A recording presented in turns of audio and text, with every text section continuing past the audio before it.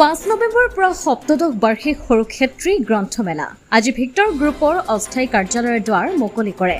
অস্থায়ী কাৰ্যালয়ৰ দুৱাৰ মুকলি কৰি বিশিষ্ট সমাজকৰ্মী কুলৰঞ্জন ভূঞাই আৰু বন্তি প্ৰজ্বলন কৰে শিক্ষা ৰত্ন বঁটা প্ৰাপক অৱসৰপ্ৰাপ্ত কৃতি শিক্ষক তথা সৰ্থেবাৰী উচ্চতৰ মাধ্যমিক বিদ্যালয়ৰ প্ৰাক্তন অধ্যক্ষ বিশিষ্ট সমাজকৰ্মী অধৰ চন্দ্ৰ ডেকাই।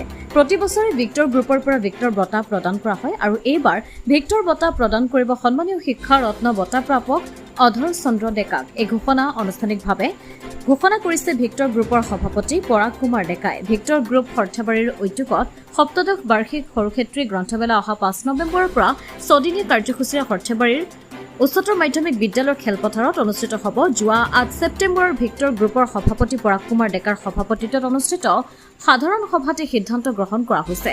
5 নৱেম্বৰত পুৱা পতাকা উত্তোলন স্মৃতি তৰ্পণ অনুষ্ঠান পিছতেই আবেলি আনুষ্ঠানিকভাৱে গ্ৰন্থমেলাৰ দুৱাৰ মুকলি কৰা হ'ব।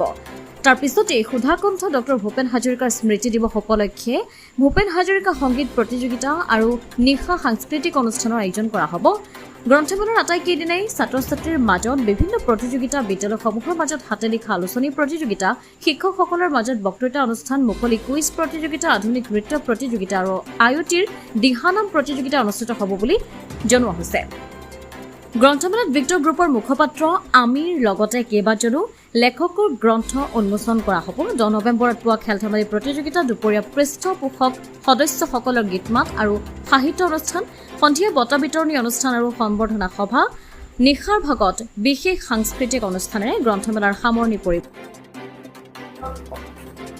আজি আমাৰ ভিক্টৰ গ্ৰুপৰ উদ্যোগত অনুষ্ঠিত হ'বলগীয়া সপ্তদশ বাৰ্ষিক সৰুক্ষেত্ৰী গ্ৰন্থমেলাৰ অস্থায়ী কাৰ্যালয়টো মুকলি কৰা হয় আৰু এই মুকলি কৰাৰ কাৰণে আমি বিশিষ্ট সমাজসেৱী কুলৰঞ্জন ভূঞাদেৱক আমি নিমন্ত্ৰণ কৰি আনিছিলোঁ।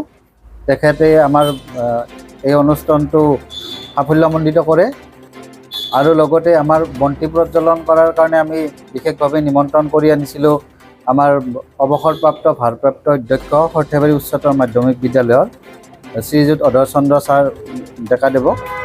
তেখেতে বন্তি প্ৰজ্বলন কৰে আৰু আমাৰ এই যাৱতীয় কাম কাজ সৰুক্ষেত্ৰী গ্ৰন্থমেলাখনৰ যাৱতীয় কাম কাজ চলাই নিবৰ কাৰণে আমাৰ এই অস্থায়ী কাৰ্যালয়টো উদ্বোধন কৰা হয় আৰু আমাৰ এই সপ্তদশ বাৰ্ষিক সৰুক্ষেত্ৰী গ্ৰন্থমেলাখন অনুষ্ঠিত হ'ব 5 নৱেম্বৰ 2024 পৰা 10 নৱেম্বৰ 2024লৈ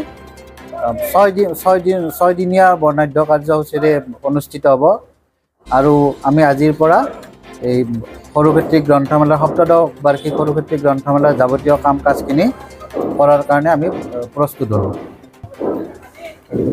আজি আমাৰ আৰু এটা বিশেষ ঘোষণা আছে। আমাৰ ভিক্টৰ গ্ৰুপৰ ফালৰ পৰা সৰুক্ষেত্ৰী গ্ৰন্থমেলাত আমি প্ৰতি বছৰে ভিক্টৰ বঁটা আমি প্ৰদান কৰি আহিছোঁ আৰু এই বছৰৰ অৰ্থাৎ 2024 বৰ্ষৰ ভিক্টৰ বঁটাটো আমি আমাৰ শ্ৰদ্ধাৰ শ্ৰীযুত অধৰ চন্দ্ৰ ডেকা ছাৰদেৱক আমি প্ৰদান কৰিম বুলি সিদ্ধান্ত গ্ৰহণ কৰিছোঁ। যি